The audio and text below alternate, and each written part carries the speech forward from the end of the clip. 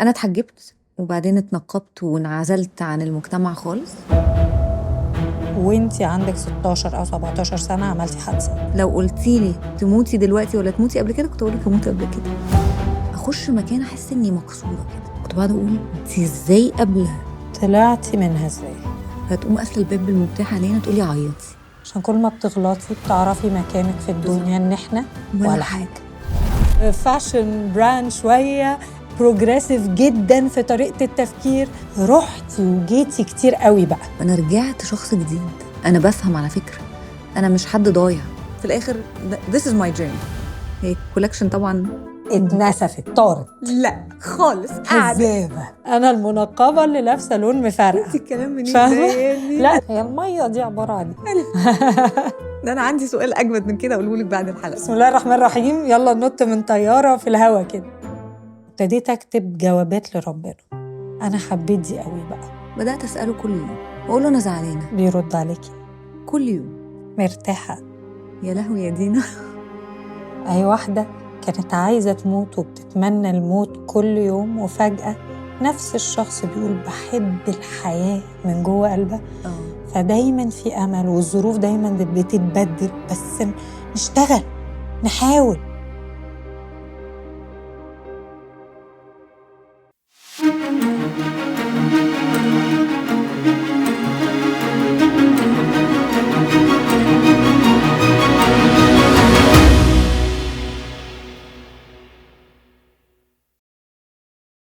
سارة العمري. عندنا أصحاب كتير قوي in common، فسمعت عنك كتير، وفريق الإعداد برضو اتكلمنا عليكي، ولقيت كده عارفة لما بجد شدتي انتباهي بشكل غير عادي، عشان في أجزاء كتيرة مختلفة، رايح راجع، منقبة شوية، فاشن براند شوية، بعمل سكاي دايفنج حتة، بروجريسيف جدا في طريقة التفكير، في وقت تاني كونسرفاتيف جدا، ورحت جبتيني شمال ويمين. فقلت لا لازم اقعد كده افهم ونتكلم. فازيك اول حاجة؟ الحمد لله كويسة؟ قوي الحمد لله. طيب اول حاجة دايما بسألها، عشان بشوف ان هي دي اللي بيشكل حاجات كتير قوي في شخصيتنا، كلميني شوية كده عن طفولتك وعلاقتك بمامتك وعلاقتك بباباكي، يعني خديني كده من الأول، سارة الصغيرة. ده قصة طويلة قوي.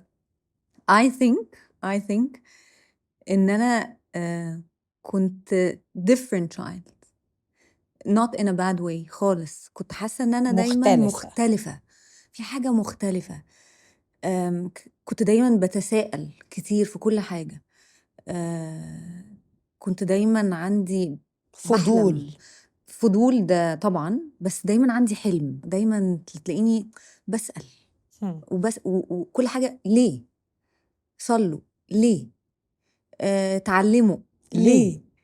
هنلعب رياضة ليه؟ كل حاجة ليه؟ وليه عايزيننا نبقى كده؟ اعملي كده عشان ماما تحبك، ولو ما عملتش كده ماما مش هتحبني. اعملي كده عشان ربنا يحبك، ولو ما عملتش كده ربنا مش هيحبني. فكان عندي أسئلة كتير جدا. كان في اوبشن ان انا اقفل الباب على الأسئلة دي خالص وادفنها، وكانت هتطلع وهتضايقني في حياتي، وهتطلع اكيد في تربيتي لاولادي، يا اما كنت هفضل ورا الأسئلة دي لحد ما اجيب اخرها. هل النوع التربية اللي اتربيتيها كان فيها كتير من أنواع الأسئلة اللي انتي بتقوليها؟ يعني اعملي كده عشان أحبك، يعني هل الحب كان مشروط وانتي صغيرة؟ حسيت كان مشروط، ما كانش اللي هو unconditional. احنا we expect ولادنا يبقوا بصورة معينة عشان نحبهم، وانا الصورة دي شايفاها ان هي مش انا، بس انا عارفة ان هما بيحبوني. انا ما عنديش شك. علاقتك ايه بيهم؟ يعني مامتك بالنسبة لك رمز الايه، او باباكي رمز الايه؟ يعني ايه اللي اتعلمتيه منها، ايه اللي اتعلمتيه منه، او ايه العلاقة؟ احنا بيتنا شوية، هم هيتخضوا لما اقول الكلام ده، بس احنا بيتنا شوية كان ملخبط. يعني ماما الست القوية جدا، يعني بالنسبة لي رمز القوة. طبعا لما كبرت دلوقتي، وانا صغيرة كنت شايفة رمز القوة، دلوقتي لما كبرت حسيت الله يكون في عونك بجد. وبابايا كان الراجل بتاع المستحيلات، اللي هو مفيش حاجة اسمها لأ، مفيش حاجة اسمها صعب، كل حاجة دوبل، والدنيا لذيذة، وربنا جميل، والدنيا سهلة. فأنا كبرت في بيت الأم بتخاف على ولادها خوف رهيب، لأن الأب ما كانش موجود كتير. والأب أكتر حاجة، أو يمكن أنا علاقتي ببابايا كانت علاقة مختلفة، لأن أنا أكتر حد شبهه في البيت كله. مم. فأنا باعمل المصيبة وأنا عارفة أنا جايبة الدماغ دي منين. يعني الدماغ دي مش جاية من بره. فمامتي كانت بتبص لي اللي هو لا مش ممكن، انتي نسخة. فاللي هو هروضك ازاي؟ ما الشخص الطفل اللي بيسأل على طول ومش مريح بيبقى طفل مش مريح، مم. فبيبقى بنقول عليه متمرد، بس هو في الحقيقي يعني أنا أيقال الأطفال دي دول نعمة جفتد. مم. فما نكسرش بقى الجفت اللي ربنا مديها لهم. كنت بتفرج عليكي في انترفيو قلتي فيه انه باباكي كان بيخليكي تعملي بالظبط اللي هو عايزه بطريقة معينة. صح. يعني كان تتكلمي معاه في حاجة وتبقي مثلا واخدة قرار في حاجة، يقعد من غير ما يقول لأ، يقعد يتكلم معاكي لحد كده ما يخليكي انتي اللي تعملي اللي هو عايزه، ومصدقة كأن انتي اللي عايزة ده ده. حقيقي. ايه رأيك في ده؟ يعني هل ده كان بيضايقك ولا كنتي تمام معاه؟ لا كنت تمام معاه، لان انا ساعتها ما كانش عندي النضج الكافي اللي يخليني استوعب ان هو بيمشيني في الطريق اللي هو شايفه صح بإرادتي. انا كنت فاكره ان انا I'm convinced قوي وانا قويه قوي لو عملت كده. بس هقولك على حاجه يا دينا، لما برجع وافكر بقول انا لما كنتش عملت الحاجات دي عمري ما كنت هتطور، عمري ما كنت هبقى البني ادمه اللي انا واصله لها النهارده، عمري ما كان هيبقى عندي القناعه اللي عندي النهارده. كنت هبقى يعني ما عملت ده، عارفه اكنك بتقولي ايه، انا جربت كل حاجه فام سو كونفينسد بالنتيجه اللي انا واصله لها النهارده. ممكن تتغير على فكره برضو. دخلتي الجامعة و وانتي عندك 16 أو 17 سنة عملتي حادثة، اه وجوزك السابق أو وقتها هو اللي طلعك من العربية اللي كانت توتال لوس، وخدتيها على إنها ساين إنه تتجوزي، واتجوزتي صغيرة جدا. جدا. أم، هل لو رجع بيكي الوقت كنتي خدتي القرار ده تاني بأنهي عقليه؟ بعقليتك بتاعت النهاردة؟ تقولي عليا مجنونه بس فعلا. كنت هجازف واعمل طب كده. احكيلي. انا ليه لو رجع بيا الزمن هاخد نفس القرار ده، ولو انه هو صعب عليا جدا.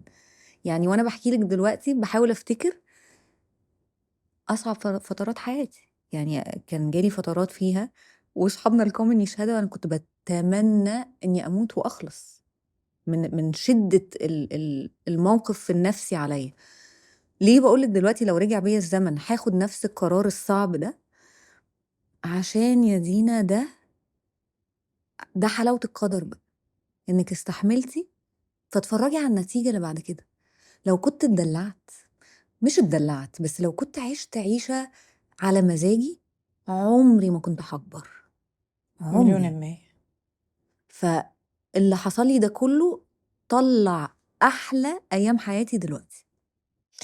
استغربت جدا لأنه وأنا بتفرج بقى بعمل الريسيرش، كانوا بيسألوكي هل انتي اتجوزتي زي الحالة اللي بنشوفها في 3/4 البنات في مصر اللي عايزة تتجوز بدري بتبقى عشان مثلا العيلة جديدة جدا فهي عايزة تتحرر، فردك كان العكس بالظبط، لا أنا اتجوزت عشان ألم نفسي، عشان خايفة من نفسي، أنا خايفة كان في انفتاح حواليا في الجامعة وبشوف بنات بتبوظ وأنا مش عايزة أبقى البنت دي. كان عندي كل حاجة يا دينا تخليني ابقى شخص فاسد، فاسد. كل حاجة. وكنتي خايفة من ده؟ اه ما كانش عندك ثقة في نفسك إنك تقدري ما تبقيش الشخص ده؟ ما كنتش مرتاحة لما كنت بروح احاول افايند البالانس. كنت لسه صغيرة 16 سنة 17 سنة، كنت بحاول الاقي البالانس اللي هو بين الانفتاح وبين اني ابقى كونسرفاتيف شوية. كنت برجع في حاجة في رفض جوايا، في رفض. ف وانا بطبعي بحب التطلع واكستريمست. شخصيتك اكستريمست، بتروحي لو كنت سبت نفسي ما كنتش هعرف اسيطر على نفسي خالص. فايه اللي هيلمك يا ساره؟ اتجوزي حد يساعدك انك تبقي شخص احسن. وحق ربنا يتقال، يعني أنا my ex من أكتر الناس اللي علمتني في حياتي بعد أهلي يعني، وبعد أبويا بالذات. يعني أمي ربنا يبارك لها علمتني يعني إيه أبقى أم، وعلمتني يعني إيه آخد بالي من بيتي ومن جوزي، في حتة الأمومة وست البيت حتة البيت بالظبط. أبويا علمني يعني إيه أبقى فايتر، ويعني إيه أبقى حد I don't take no for an answer، حد على طول بيشتغل على نفسه، حد قوي، حد. طب هو بقى جه جوزك علمني وقتها علمك ايه؟ علمني الصبر، وعلمني اللين، وعلمني الكرم، وعلمني إني أدوس على نفسي وأتعلم. علمني علمني وعلاقتكم أكون حلوة، ترو. دلوقتي الحمد لله علاقتنا حلوة، الحمد لله. دي حاجة مهمة بس قوي. ليه الفضل عليا قوي، و... وكفاية إن منه جت الولاد دي. ما أنا بقى دخلنا في حتة الولاد وجالك بقى depression جامدة قوي قوي قوي، مهتمة جدا إن احنا to shed light أو إن احنا نسلط عليها الأضواء، لأنه postpartum depression أو نوع depression أو الاكتئاب اللي هو ما بعد الولادة ده بيجي لستات كتيرة قوي وما بنتكلمش عنه. وستات كتير قوي بعد ما تولد تفتكر ان هي في حاجة غلط، انا مفروض اكون مبسوطة جدا ومش فاهمة ان دي حاجة علمية. افتكر انها بتيجي لجزء كبير من الستات بعد الولادة. وعشان كده كنت عايزة اتكلم معاكي في الموضوع ده. ممكن تقوليلي امتى ابتديتي تحسي بالاكتئاب الرهيب وده الوقت اللي انتي قلتي فيه انا بتمنى كنت الموت، صح؟ ده حقيقي. احكي لي شوية عن التجربة دي. بصي أنا كنت صغيرة قوي، كان عندي 19 سنة أول ما جبت ابني. مم. فبيبي جايبة زي بيبي مامتي كانت كده، يعني بيبي جايبة بيبي جاب بيبي. بيبي. يعني ببص لبنتي النهارده بقول لا يمكن، لا يمكن. بنتي 19، انا فببص مش بقول معقولة. لا يمكن تجيب بيبي. فخلفت ابني الأولاني وأنا 19 سنة. كنت منقبة ساعتها. يعني انتي اتنقبتي قبل؟ اه يعني انتي بعد ما اتجوزتي اتنقبتي؟ اه طب ومعلش انا هضطر اقطع لا هنا، براحتك خالص. ايه اللي خلاكي تروحي للنقاب؟ يعني ما كانش برضو common قوي في مجتمعاتنا ونوع التعليم ده انه يبقى فيه نقاب. كان عادي حد ممكن يتحجب عايز يتقرب من ربنا، بس النقاب كانت تعتبر بعيدة خطوة سنة. بعيدة قوي. بصي يعني الوقت ده أنا بقولك أنا شخص اكستريمست، وفكري كان محدود جدا جدا، لسه مش فاهمة حاجة خالص في الدنيا، فيتقال لي يمين يمين شمال شمال. وكنت في وسط كوميونتي اتعلمت منهم حاجات كتيرة جدا جدا جدا، وتعبت قوي قوي قوي في الكوميونتي ده برضه. كنت بشوف ناس بتجري، ناس بتجري they are flying بقى، اللي هو يلا مين هيروح الجنة أسرع.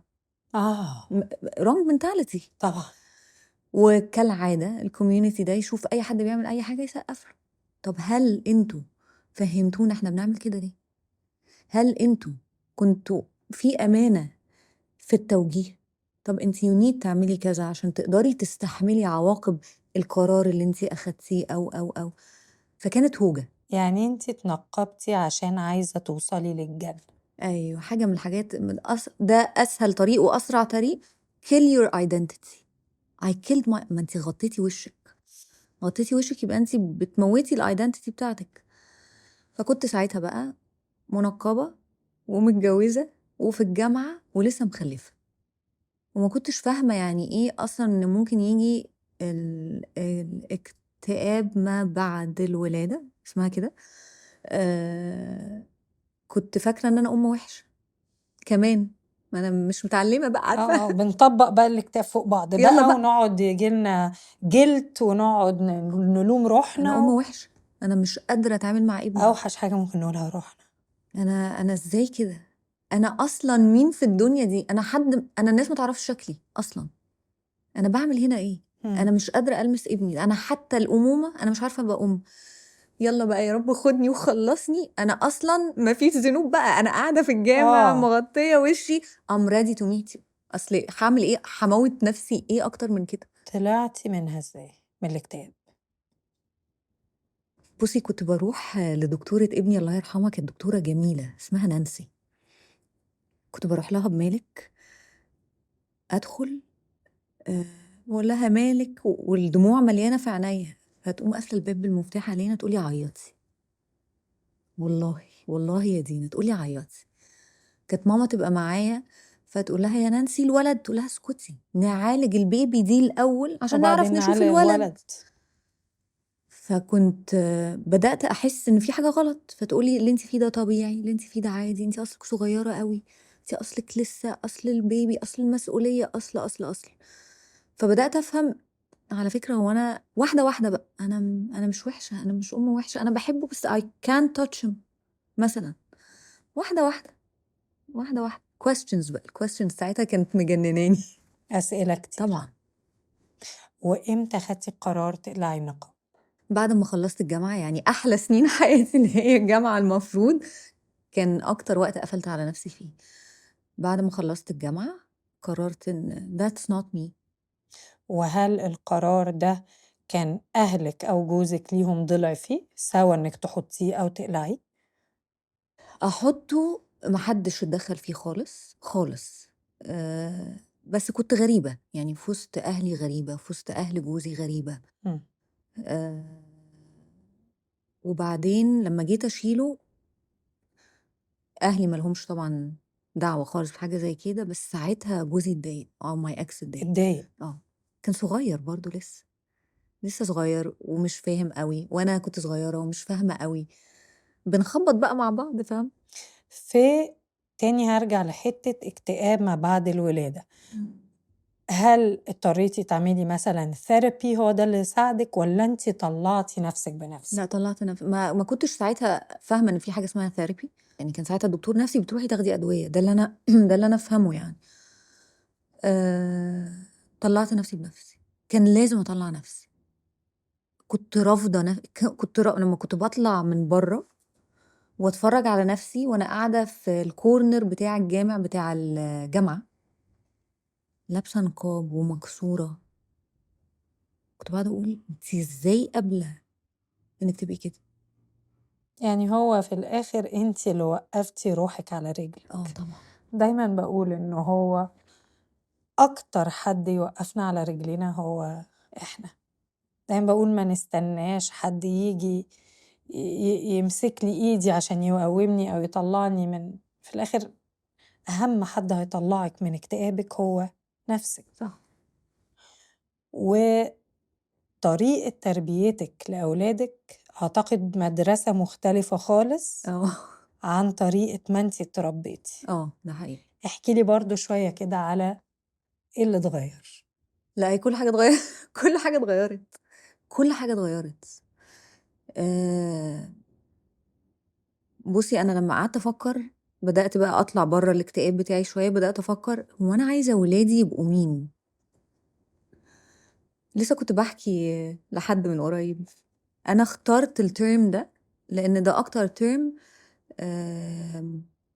اكتر وصف حسيته هو ده اللي انا حباه قوي. انا حبيت اربي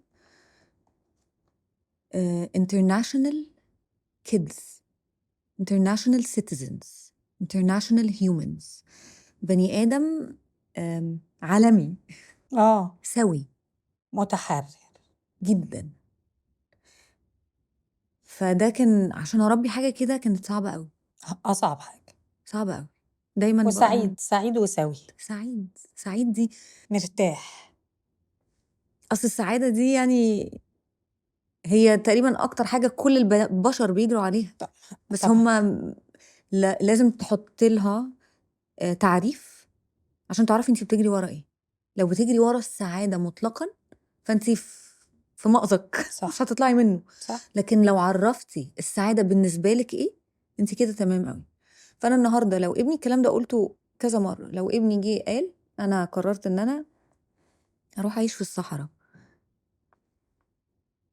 انت سبت شغلك والكارير بتاعك، you can be very successful، النجاح طبعا برضو تعريف النجاح طبعا. انت، بس انا كده هبقى سعيد. والله لو هو كده سعيد ومرتاح، انا مالي. ما انت في الاخر عايزه ابنك يبقى سعيد بانهي طريقه، طريقتك ولا طريقته؟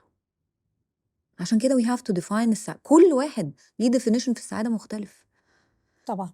فان انا اربي طفل سوي قوي عنده مبدأ، open إنه يتعلم ويبقى open للعالم وعنده acceptance، عنده قبول للآراء التانية، للأفكار التانية، الحاجات دي كلها، وثابت على موقفه وكمان سعيد. ده انتي بتطلبي م. المستحيل. ما هو عشان يبقى سعيد جزء منها أعتقد بالذات في مجتمعاتنا الشرقية أهلنا وده حبا فينا بيبقوا عايزين يشوفونا زيهم أو يشوفونا عايشين حياتنا من منظورهم، إيه اللي صح في نظرهم هم مش ضروري في نظرنا إحنا. يعني مثلا أبسط الأمثلة، عايز أذاكر مثلا تمثيل أو مزيكا، لأ خش بقى مهندس أو دكتور عشان مستقبلك وعشان وعشان وعشان. فما بيبقاش إحنا خايفين عليهم بس اللي إحنا مش عارفينه إن إحنا في الآخر بنكنترول العيال ونخليهم يعيشوا حياتهم بمنظورنا إحنا. طب هسألك سؤال، مم. ممكن أنا بقى اللي أسأل طبعا سؤال؟ انتي شايفة ده اسمه حب مطلق ولا حب مشروط؟ لا ده مشروط 1,000,000%، وأنا مختلفة معاه. أنا بنتي الصغيرة طول النهار تقول عايزة أبقى ممثلة مثلا عربي، فكلمنا أنا وأبوها وكده ومش عارفة إيه، وبعدين بيجي لها كل شوية أدوار إنها تمثل وكده، فقلنا لها بصي لما تتمي 18 سنة اللي هو سن تكوني انت فعلا، لأن هي عندها 10 سنين، تقدري تاخدي قرارات لنفسك صح من غير ما يأثر عليكي أو على السايكولوجي بتاعتك. لو قررتي ان انت تقولي لنا انا عايزة أذاكر تمثيل ومش عايزة أذاكر، احنا موافقين. اوكي، فاهمة صح قصدي؟ صح. فلقينا ان دي الحتة اللي هنمسكها من النص، اللي هو انت دلوقتي عندك 10 سنين مش حاسين انك تقدري تاخدي قرارات لروحك، انما لو 18 سنة قلتي ده بجد اللي انا بحبه وعايزينه، مش هنقولك خشي هندسة وطب وبزنس وبتاع، اعملي اللي انت عايزاه. صح. فاتعلمنا برضو احنا شوية من طريقة، انا مثلا كان نفسي اغني، كنت عايزة ادخل بيركلي كوليدج اوف ميوزك، بابايا لا، مامتي قالت لي طبعا اعملي اللي بتحبيه، بابايا قال لي يعني يا دينا وبتاع زي بالظبط أقنعني، ولقيت إن أنا بعمل اللي اللي هو انا بيعمله بالظبط بمزاجي مزاجي. بالظبط. ايوه. فلا أنا معاكي في دي وفخورة جدا إنك عرفتي to break the cycle. بحب قوي، عارفه لما في حد مره قال لي حاجه، انا كنت بتكسف لما حد بيقول لي الكلام ده، بحس ايه ده، لا ما حدش يقول لي كده، بخاف من الكبر يمكن، ما اعرفش، بس دلوقتي I'm so proud ان انا حد يقول لي حاجه زي كده. ففي شخص جه قال لي انتي الحلقه اللي هتكسر التشين، السلسله. فكنت في الاول كسرتيها؟ انا شايفه ان انا كسرتها، شايفه ان انا كسرتها، انا so proud بيها جدا. سمعتك وعدتيها كذا مرة وعارفة هزتني كذا مرة، قلتي كلمة emotional abuse cultural abuse. emotional abuse اللي هو الابتزاز العاطفي، ان احنا نقعد كأن بنوجع حد عاطفيا. وفعلا لما قلتي الكلمتين دول وcultural abuse ان احنا برضو نستعمل الكالتشر بتاعنا او بيئتنا او عاداتنا او تقاليدنا ان احنا برضو نقرص اللي قدامنا. ممكن تقولي لي ايه اللي حسسك بده؟ يعني امتى حسيتي انه في emotional abuse و cultural abuse؟ من وانا صغيره. من وانتي صغيره؟ احكي لي كنت مثلا اعمل حاجه، ماما تقولي انا مش عاجبني اللي انتي عاملاه، لا معلش بقى مره من نفسي، معرفش حاجه كده خلاص، وارجع موجوعه او مثلا كسرت رجلي او حاجه. شفتي عشان مامتك مش راضيه. كانت بتقول لك كده؟ طبعا. فده عارفه بيكسر حاجه جواكي. طب يا جماعه على فكره انا انسان وممكن احس واسيب احساسي يوديني، وهتعلم على فكره، مش هتعلم.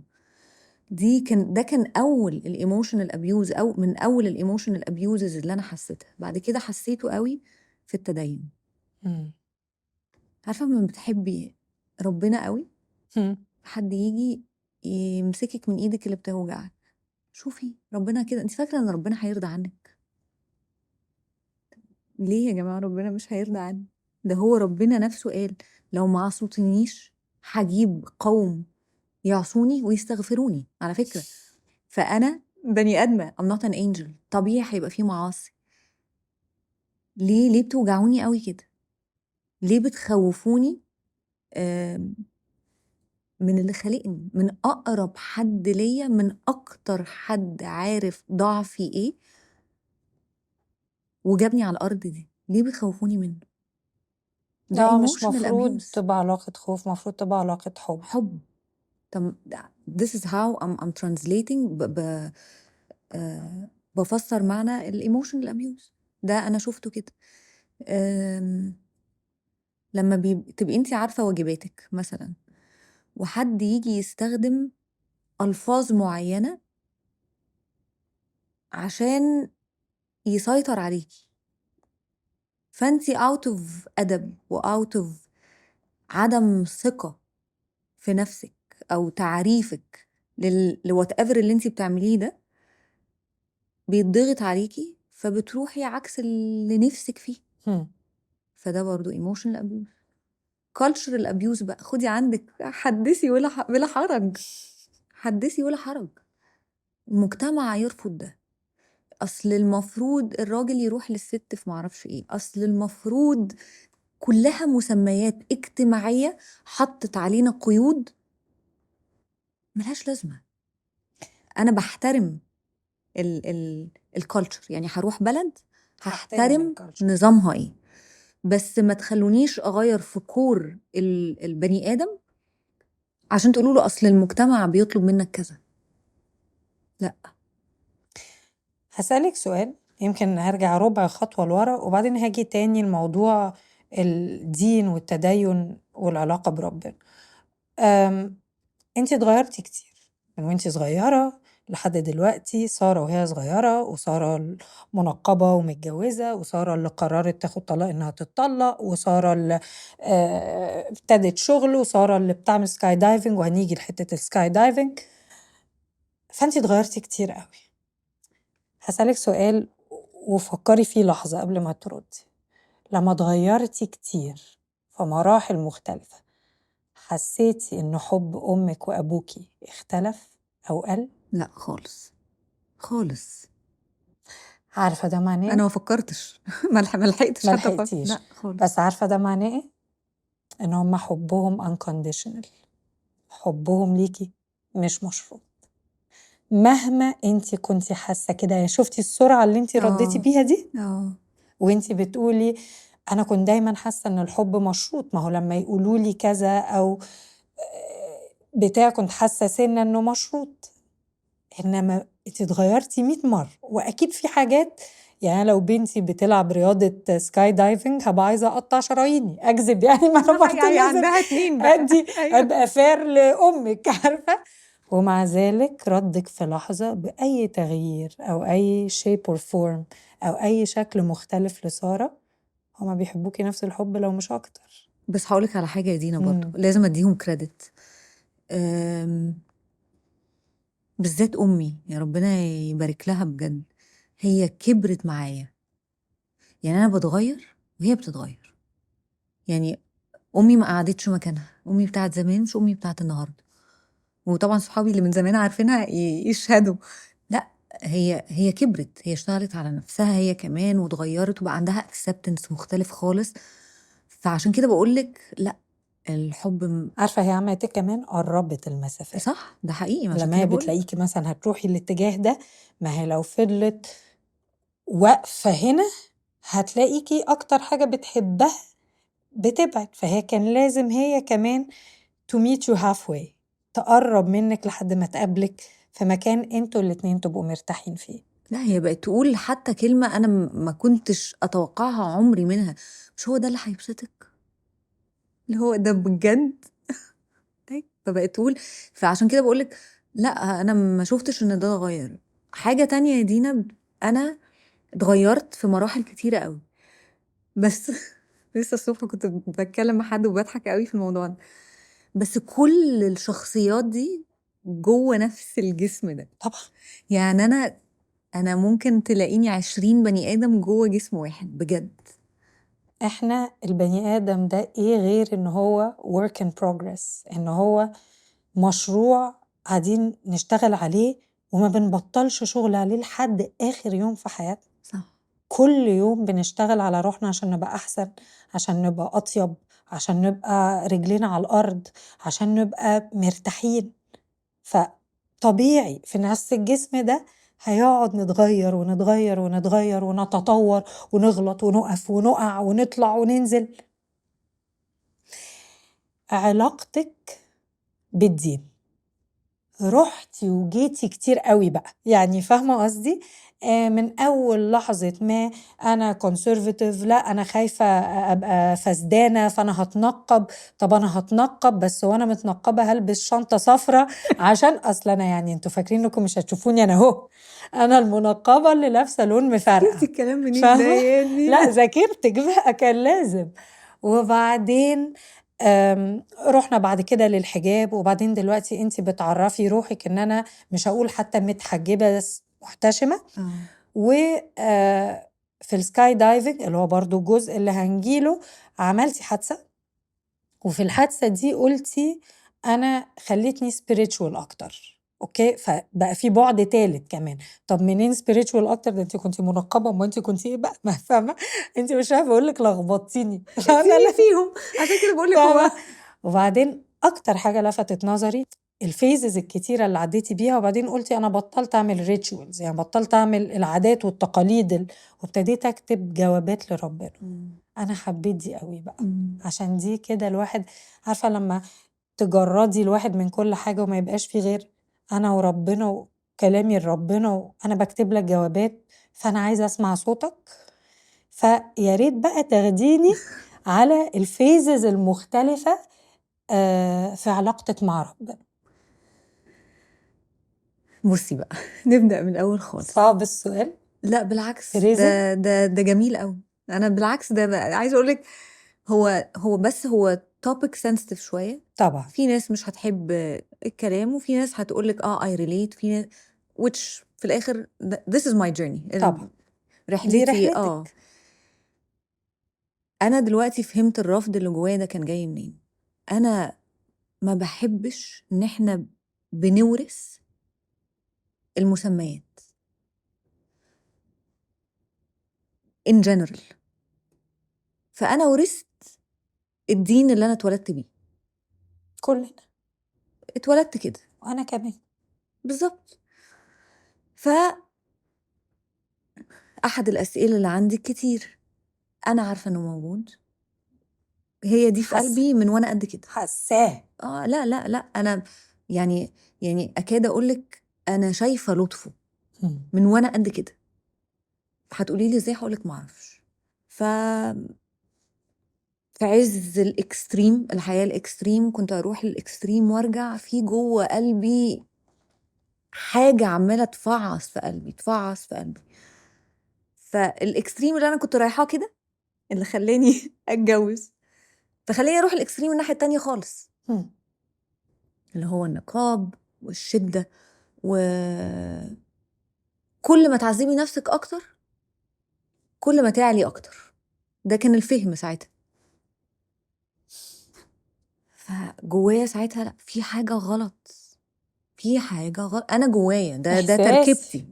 ممكن لحد تاني ده بالنسبة له تمام ويبقى جدا، مرتاح بيه ويبقى هايل. بالظبط. بس أنا بالنسبة لي كان صعب قوي. ولو إن أرجع أقول يا دينا إن الفترة أكبر فترة من أصعب الفترات على حياتي كانت الفترة دي، فترة النقاب، بالجواز، بالحمل، بالخلفة، بالتشدد الجامد قوي. بس كان أكتر وقت لو قلتيلي تموتي دلوقتي ولا تموتي قبل كده، كنت أقولك أموت قبل كده، عشان مفيش حاجة أكتر من كده أقدر أعملها. قعدت فترة بعديها، بعد ما قلعت النقاب شوية كده، بعدين قعدت في أمريكا شوية، بعدين رجعت مصر شوية، بعدين طلعت كندا شوية، بعدين جالي غضب مش قادرة أحكيلك. ده كان على آخر ال20، غضب اللي هو، وكنت ليه كل حاجة ليه. تعالي بقى نشيل الحاجة اللي أنا ورثتها على جنب.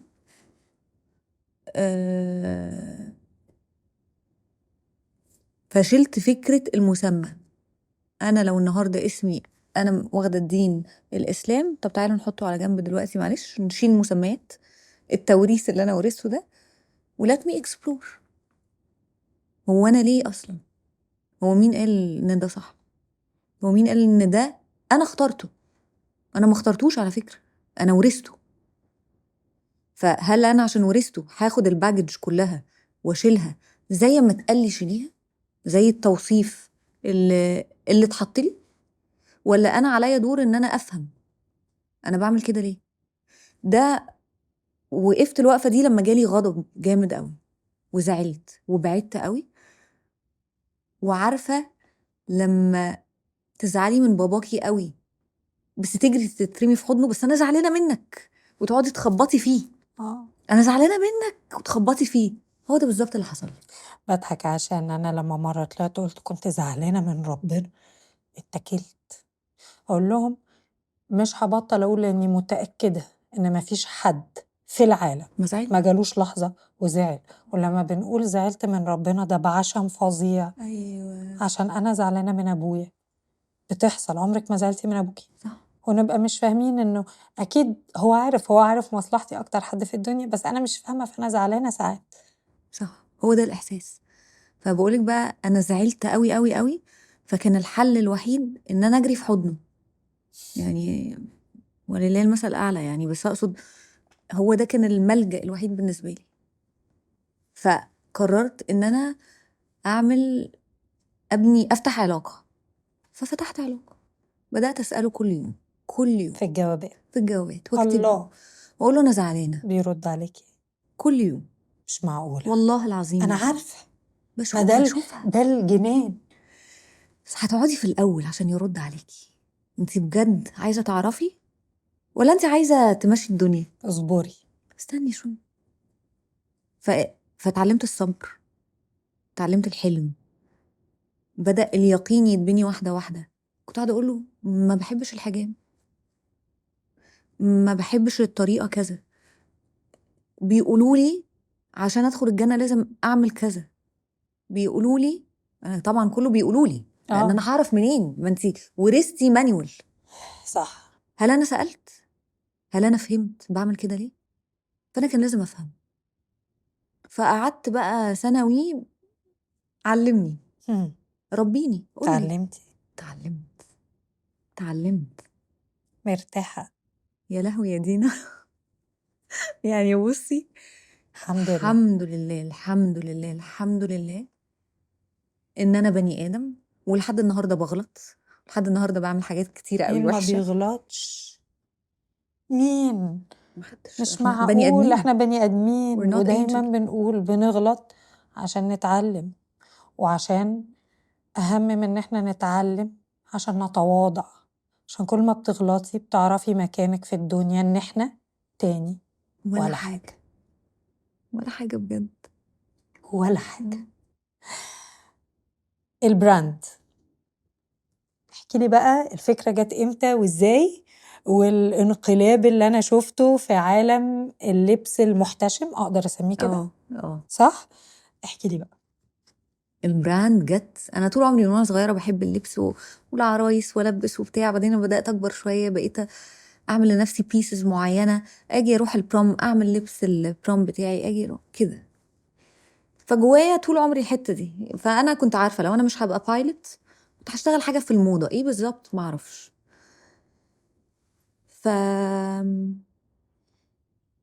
جيت بعد ما قلعت النقاب بشويه وعشت في امريكا شويه.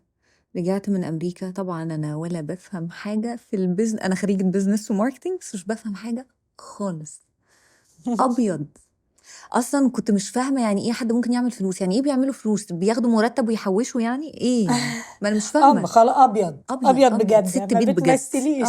ست بيت بجد. ف كل اللي انا عارفاه انا بحب اللبس، وعندي سنس اوف ان انا اكرييت حاجات، يعني اخترع جيب شكلها غريب.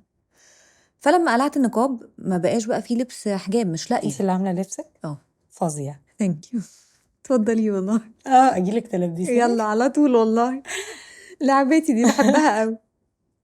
ف انا من 16 سنه ما كانش في حاجه مودست، وانا بقى كنت ساعتها محجبه، بس محجبه محتشمه قوي، بلبس حاجات واسعه، بلبس حاجات طويله وبتاع. ما فيش حاجه في الماركت. والشخصية دي محتاجة الارت بتاعي.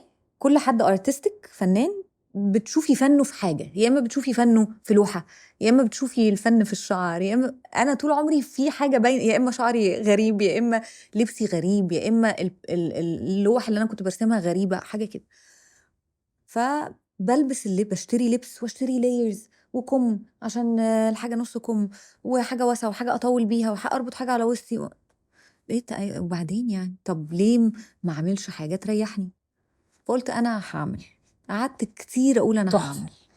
تحفة، عشان ده درس دايما بنقول الفكرة الحلوة بتيجي من لما تبقي frustrated انتي، لو انا عندي احتياج ومش لاقياها، صح. ففجأة والانتربرونور والشخص الشاطر هو اللي ياخد الفكرة دي ويحولها ده حقيقي. البيزنس، يحولها الحقيقة. فكنت قاعدة مع حد فبتقولي يعني انتي رجعتي مصر وقاعدة بولادك، عايزة تعملي ايه؟ قلت لها طول عمري هموت واعمل لاين واعمل. قالت لي حطي عمل ديت وقولي انا هطلع ماي فيرست كولكشن كذا. قلت لها والله طب انا هطلع ماي فيرست كولكشن في ديسمبر. مم. وفعلا طلعت ماي فيرست كولكشن. هي الكولكشن طبعا اتنسفت، طارت، لا خالص، قعدت كذابة. والله. لا لا لا. والله يا دينا قعدت خضة بقى. وبعدين حسيت اللي هو ايه ده؟ ها هو انا مفيش كده للدرجه دي، وانا ما جيتش للدرجه دي. بعدين قلت لا هجرب تاني، مش هقول لا يعني هجرب تاني. وساعتها الماركت ما فيهوش. انا برضو حظي ان انا جيت في وقت الماركت عطشان، مفيش لوكال براندز خالص غير 2 مثلا. فبدأت احاول. بس هقولك على حاجه، تعالي بقى السايكولوجي بيهايند البراند ايه. في احتياج، ديفينتلي في احتياج، بس في احتياج نفسي رهيب. بمعنى ايه؟ انا اتحجبت وبعدين اتنقبت وانعزلت عن المجتمع خالص، وبعدين قمت رجعت قلعت النقاب وام صغيره لطفلين بتتخبط. وانا جوايا انا عارفه ان انا يا جماعه انا عايزه اقول للناس انا موجوده، انا بفهم على فكره، انا مش حد ضايع. وكان ساعتها تحسي ان المحجبه دي قاعده بيتشاور عليها كده، الست اللي مش متعلمه الجهله هي دي، الست اللي اجبرت ان هي تتغطى هي دي، الست المجتمع ضحك عليها ولخبط بين الكالتشر وبين الدين هي دي، الست اللي ما بتعرفش تعمل حاجه في حياتها هي دي، المقهوره هي دي. فكان دايما على راسي بطحه، اخش مكان احس اني مكسوره كده، كسره، وانا في الاصل ما تكسرينيش خالص. عاجبني قوي انك برضو بتلمسي حتة مهمة قوي قوي قوي، ان ساعات من كتر اللي بنعدي بيه ثقات نفسنا بتنعدم. بس اللي حباه لان انتي طريقة ما بتتكلمي وبتمشي في ثقة، فده معناه انك بجد اشتغلتي عليها. اشتغلتي على نفسك عشان تستعيدي ثقتك في نفسك. ان انا بني ادمه، ان انا موجوده، ان انا هعرف، وان انا مش عشان ام ومحجبه فانا مكسوره وما اعرفش اعمل حاجه خالص. ف I took it as a challenge. اخدت الحجاب ساعتها قضيه. وامتى البيزنس ابتدى يشتغل؟ بصي هو الحمد لله يعني اول مره حسيت ان I did something اول لما دخلت محل كبير قوي في مصر، من اول المصريين اللي دخلوا وقعدوا 15 سنه. كملت في المكان ده 15 سنه. فده كان علامه عندي اصلا عشان ياخدوني. والناس بقى ابتدت تشتري وابتدت تعرف الاسم. وبعدين الحمد لله البراند فضل مكمل. بس بعد ما رجعت من كندا، لان انا عشت هناك حبه كتير، فبعد ما رجعت من كندا وكنت بمانج البيزنس من هناك على قدي ساعتها، لما رجعت حصل طفره فظيعه. طبعا عشان اعداله بقى، ومش بس اعداله، انا رجعت شخص جديد. انا رجعت بصلح فظيع، رجعت بمنتاليتي جديده خالص، رجعت انا عارفه انا مين، رجعت somehow انا عارفه انا جيت الدنيا دي ليه. انا ما جيتش الدنيا بس عشان ابقى ام وزوجه وحد بيعبد ربنا، بس انا جيت عشان حاجات كتيره قوي. فانا جايه عايزه اعمل فرق، هشقلب الدنيا. لقيتي صوتك. لقيتي صوتك، ساره لقيت صوتها. مش سارة بنت كذا أو سارة أخت كذا أو سارة أم كذا، سارة. بجد. والموضوع اتقلب من النية ان انا الاول كان لنفسي، ان انا عايزة البس اللبس اللي يشبهني، اللي ابقى واقفة فيتقال ارتاح. الكاركتر بتاعتها كذا، وان انا عايزة اساعد اي حد عايز ياخد خطوة ان هو يحتشم اكتر، فدي كانت نية. بس بقالي كتير قوي البيزنس بتاعي it's not just a fashion line يا دينا، it's much more. انا بقول للناس ممكن تتغيروا على فكرة، فتشوا بقى، تعالوا سيبكم من البيزنس. اصل البيزنس الفاشن حاجة من الحاجات من التولز اللي ممكن تستخدميها انك تثبتي لنفسك انا ممكن اتغير، او تطلعي بره الكومفورت زون، او تلاقي نفسك انت مين بالظبط من الشكل اللي انت بتلبسيه، الترند، الحاجات دي كلها. فانا I took it as a platform، استخدمت البلاتفورم بتاع my brand. تعالوا بقى نفتش احنا مين كستات، احنا جايين ليه وعايزين نعمل ايه، عايزين نكبر ازاي. انا مين؟ انا ام ومكسوره ومقهوره، ولا انا قضيت عمري لولادي وحياتي لولادي، واول لما ولادي سابوا البيت ومشي قلت أنا مين؟ انا بعمل ايه؟ طب أنا هسألك سؤال، أنت مين لا النهاردة؟ انا كتير قوي. احكي لي. انا ست قوي، احب ان انا ست، احب ان انا فكره ان انا ست دي حاجه بسطاني جدا فامينين قوي، بحبها قوي. دريمر قوي، طول ما انا قاعده بحلم، طول ما انا قاعده بحلم. ساعات ببقى يعني خلاص بقى فتره الامومه بجد كبروا قوي. اللي هو بنقعد دلوقتي بنتخانق هم مش اصلا، محتاجيني قوي. عايزه اقول لك لسه كنت بقول يعني هم كبار 22 و19 وعايشين الاثنين بره وكل حاجه، بس ساعات انا دوري مخلص، انا طبعا بمارس دور الام، تظبيط الدماغ لحد آخر لحظة. بجد. فانا لسه يعني شويه بزنس اونر ناخدها دي كده انا ساعد.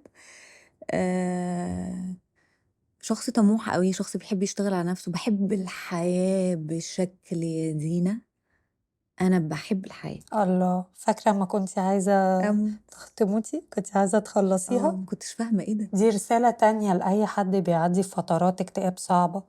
أي واحدة كانت عايزة تموت وبتتمنى الموت كل يوم، وفجأة نفس الشخص بيقول بحب الحياة من جوه قلبها.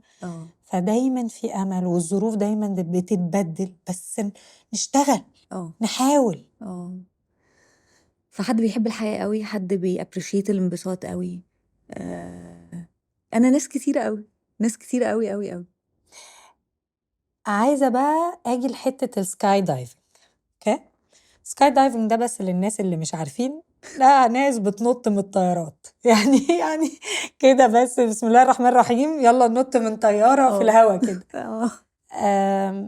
اولا ايه اللي عرفك على الرياضة دي؟ ايه اللي عرفني على الرياضة؟ انا كنت بقولك انا زمان لما كنت بقول عايزة حاجتين في حياتي اعملهم، يا اما حاجة ليها علاقة بالارت، يا اما ليها حاجة علاقة بالسماء، بايلوت، رائدة فضاء، اي حاجة فوق السحاب. فطول عمري بحب الفكرة ان ليه ما امسكش السحاب بايديا، يا ترى السحاب ده عامل ازاي؟ اكيد it's very peaceful فوق كده، حاجة فيها سلام. هي المية دي عبارة عن ايه؟ ده انا عندي سؤال اجمد من كده اقوله لك بعد الحلقة عشان ما حدش يضحك عليا. كملي. ف كنت واحنا عايشين في كندا، اخدنا الولاد يلعبوا حاجة من لعبة indoor sky diving، بيبقى تانل هوا، أوضة ازاز كده هوا، بيجربوا اكنهم طايرين. فرحت دخلت معاهم، دينا بقي من هنا لهنا. اول ما دخلت انا مش مصدقه ان انا بطير وان في هوا. عارفه ما تطلعي ايدك بره الشباك كده والهوا يقعد يخبط في ايدك. برضو اللعب حاجه والحقيقه حاجه تانية يا ساره. هقول لك بس فاهمه يعني. فده اللي عرفني على ان في حاجه اسمها، كنت بشوف طبعا في حاجه اسمها سكاي دايفنج كده، بس عمر ما خطر في بالي انا ممكن اعمل حاجه زي كده، ولا عندي جراءه تسمح. شخص جبان جدا جدا، انا شخص جبان جدا، وكمان عندي fear of heights اللي هو خوف من المرتفعات كمان. لما طلعت اول مره خدت الولاد ولعبنا، ففهمونا ان دي سبورت فعلا، وإن ممكن تتعلموا وتكبروا في السبورت، وبعد كده ليها international competitions وحاجات كده. فدخلت قعدت بتمرن جوه الأوضة الإزاز دي 2 سنين. ده ديسيبلين كمان. اه انت بتطيري واخترت لوحدك دلوقتي؟ ما انا هقولك بقى، انا اخترت ديسيبلين اسمه فري ستايل. ها الفري ستايل ده اكنك بترقصي وبتعملي جمباز في الهواء، اللي هو تتشقلبي. ده انا عايزه اجرب. لا بصي حاجه كده، تعملي ستريتشز معينه في الهواء، رجل واحده وتسيري وتتشقلبي وتلفي وتطلعي تلعبي. بس it is very harsh sport طبعا. حاجه كده رعب. قعدت 2 بتمرن في الازاز دي، الاوضه الازاز دي، الاندور سكاي دايفنج. بعدين كنت راجعه بقى مصر خلاص، فقلت انا I will gift myself قبل ما ارجع مصر. ما كنتش عايزه ارجع مصر ساعتها، قلت هجرب اول مره اعمل سكاي دايفنج في حياتي. فعملت تاندم جامب، اللي هي بتبقي مربوطه مع حد وبتنزلي معاه. طلعت مع ست، الست دي كانت تقريبا في اخر الخمسينات. انا طبعا مش فاهمه يعني ايه طالعه مع ست في اخر الخمسينات هتشيلني ونطير يعني. اصلا دي بالنسبه لي كانت رعب. وانا مش فاهمه الست دي بتعمل ليه كده في نفسها. قلبي ده كان هيقف اليوم ده، قلبي كان هيقف. نزلنا، اول ما فتحت الباراشوت وبدات اتفرج على العالم، سعاده يا دينا انا مش قادره احكي لك. والخوف؟ لا انت ناسيه الخوف خلاص بقى. انت الخوف بيبقى بيبقى في عالي الأول. قوي وانت طول ما انت جوه الطياره. وقبل طبعا لما لما بتنزلي بتنزلي خلاص انت في حته تانية خالص. هسألك سؤال من اللي انا اعرفه، ممكن ابقى غلطانه. ايوه قولي. الناس اللي بتعمل اكستريم سبورتس بتبقى بتهرب من حاجه. يعني او من كل الامثله اللي شفتها، اخرهم اخويا كان غاوي برضه لحد ما كسر عموده الفقري ودلوقتي بطل. هدي بقى خالص عشان قلت له انا مش قادره. انا مش قادره. بس هو كان بيهرب من المسؤوليات. كان شايل مسؤوليات جامده قوي قوي قوي من وهو صغير قوي قوي قوي، مش عارف، مش عايش حياته خالص. فده كان المنفذ. تهربي من ايه؟ انا هربت من بلاوي. السكاي دايفنج ده is a turning point في حياتي. والنهارده بتهربي من ايه؟ النهارده ما بهربش خالص يا دينا. انا I will live every single moment بوحشها، بوجعها، بحلوها، بصعوبتها. لا النهارده الحمد لله الحمد لله مفيش هروب خالص.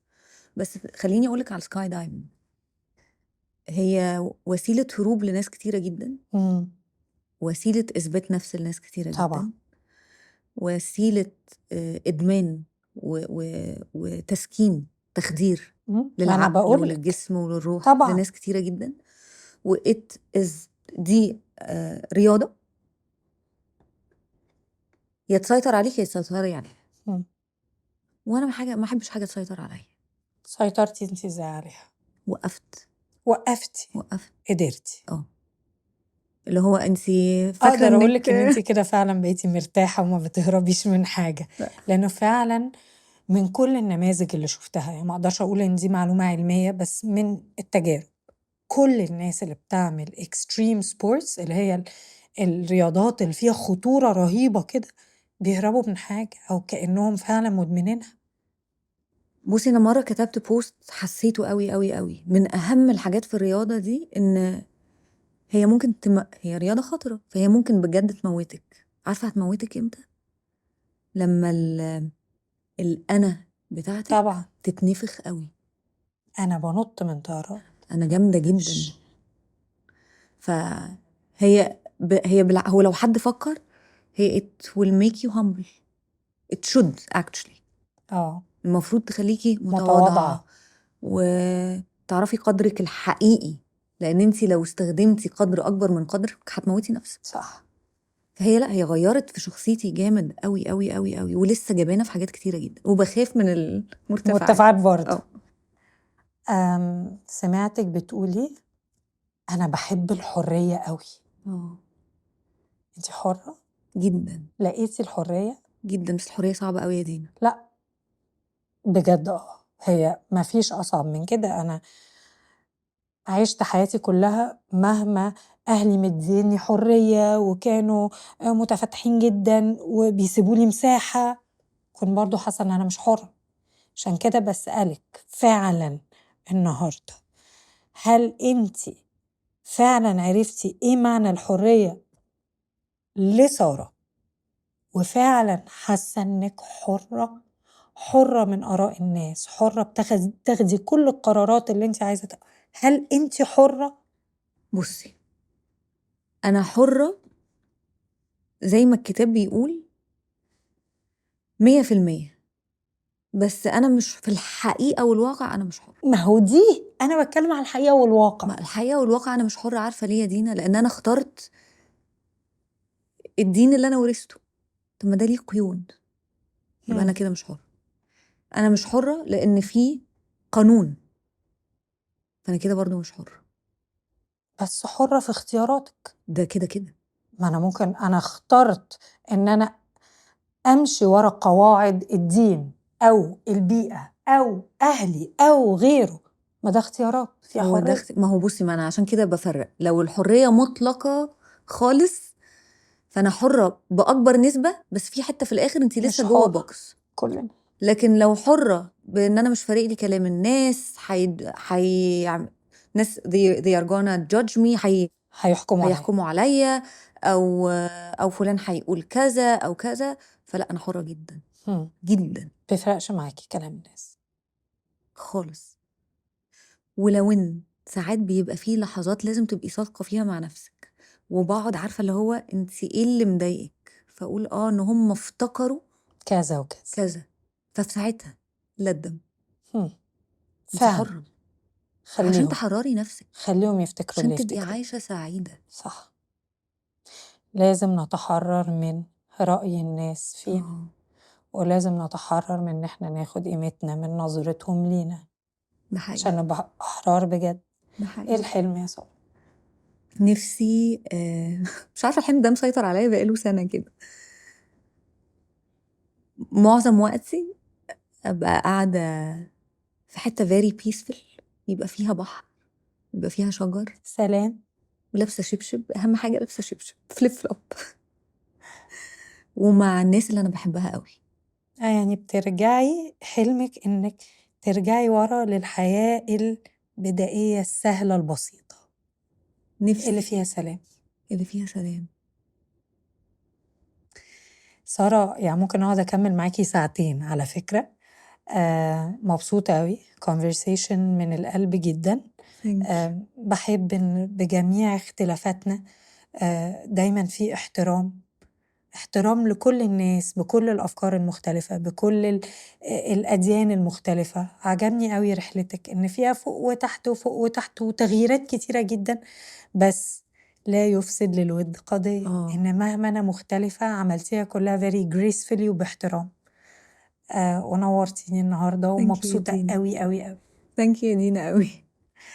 أتمنى إن يكون انبسطتوا زي ما أنا انبسطت. أنا دينا وده دينا جي، ونشوفكم المرة الجاية.